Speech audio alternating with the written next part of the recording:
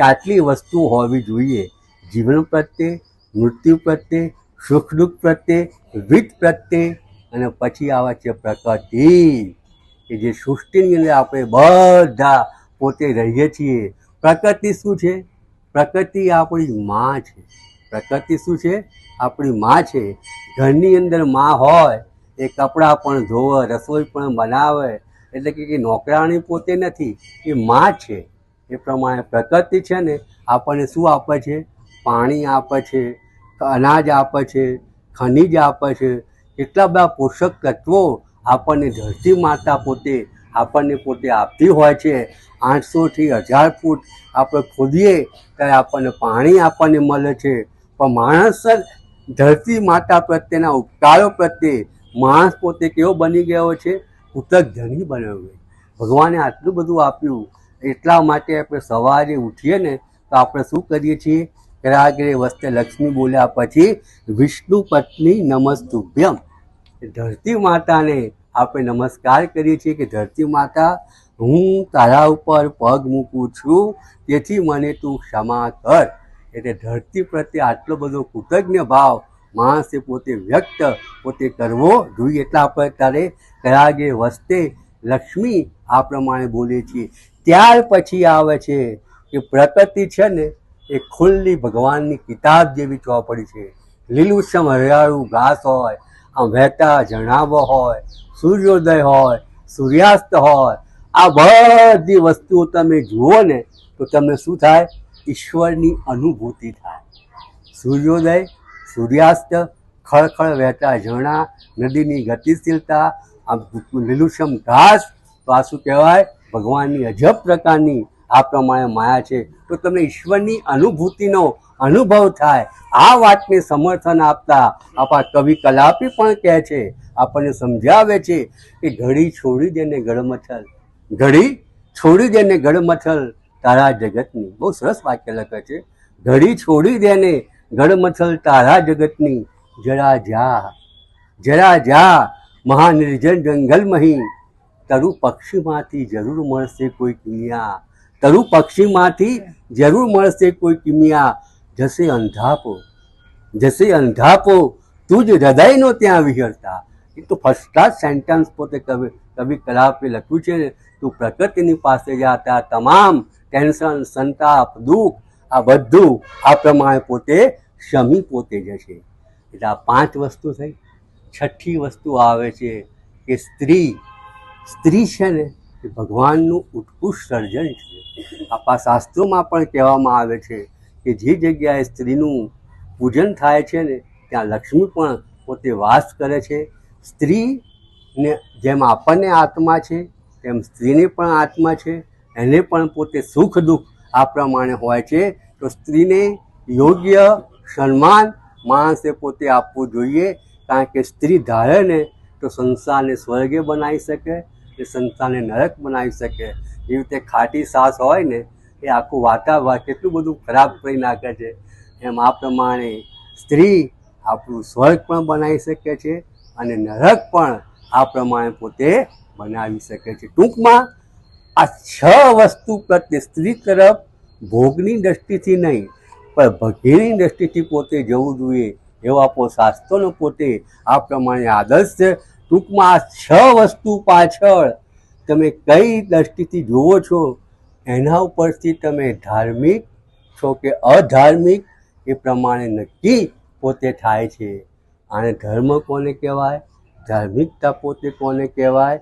અને ભગવાને આપણને આ મનુષ્ય જીવન આપ્યું છે તો આપણા જીવનનો ઉદ્દેશ શું હોવો જોઈએ? એના માટે સરસ મજાની વાત છે. તમે લાખો કહી, તમે લાખો કહી, મારી હજી એક વાત બાકી છે. તમે લાખો કહી, હજી મારી એક વાત બાકી છે. જીવન જીવ્યા ખુશાલીથી, જીવન જીવ્યા ખુશાલીથી, હજી પણ મોત બાકી છે. ફર્યા ફૂલો મહી, ફર્યા ફૂલો મહી, ફર્યા ફૂલો મહી, કાંટા ઉપરની ચાલ બાકી છે. ફર્યા ફૂલો મહી, કાંટા ઉપરની ચાલ બાકી છે. ભલે મસ્તક દિશે મણી વિશે, ભલે મસ્તક દિશે મણી વિશે, છતાં એ નાગ ઝેરી છે, છતાં એ નાગ ઝેરી છે. કરી જો દુષ્ટથી મૈત્રી, કરી જો દુષ્ટથી મૈત્રી, વખત પર એ જ વેરી છે.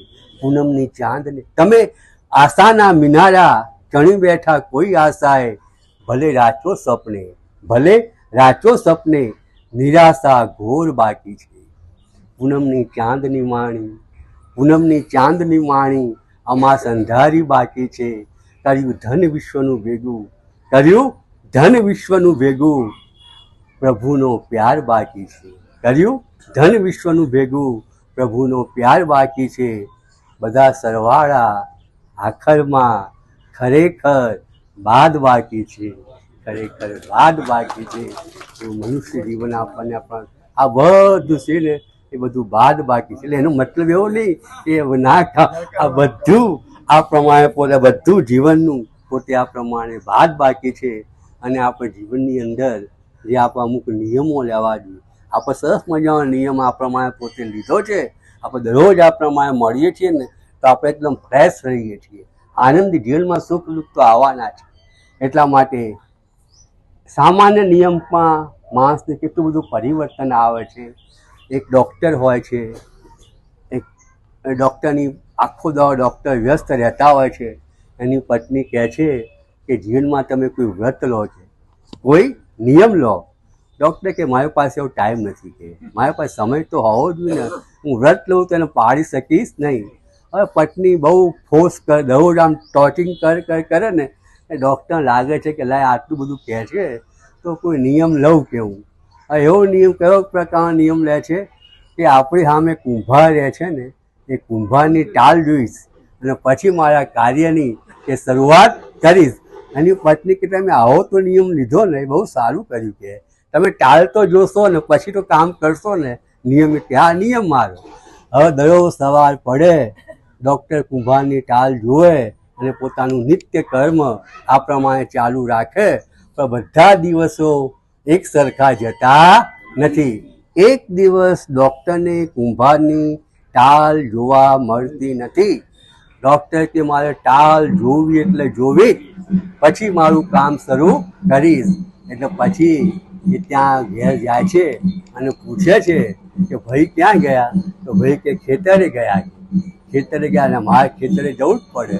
હવે જ્યારે એ ખેતરે જાય છે ને તો કુંભારનું કામ શું, માટી ખોદતો હોય છે. માટી ખોદતો હોય છે ને એને સોના મોહરો પોતે મળે છે, બરાબર. અને મીન ટાઈમમાં ડૉક્ટર પાછળથી આવે છે કે જોઈ લીધી કુંભારની ટાલ જોઈ લીધી. હવે કુંભાર શું સમજે છે કે આ જે સોના મોહરો નીકળીને આ ડૉક્ટરે જોઈ લીધી છે. એટલે કે આ જો ગામમાં હોબાળો કરશે તો મજા નહીં આવે.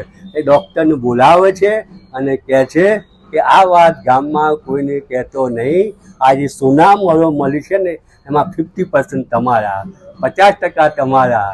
ડૉક્ટર વિચાર કરે છે કે આ તો સામાન્ય નિયમ લીધો તોય મને સોના મોહરો મળી, અને આવો જો ભગવાનના કામ માટે હું નિયમ લઉં તો જીવનમાં કેટલું બધું પરિવર્તન આવે, કઈ જગ્યાએ હું પોતે પહોંચી જાઉં. ટૂંકમાં આટલું કહીને હું આજનું ચિંતન પૂરું કરું છું. અને બાપુની તબિયત, બાપુને ગેસ થઈ ગયો છે ને, બરાબર જયશ્રીબેન, એટલે આજે મને ફોન કર્યો હતો.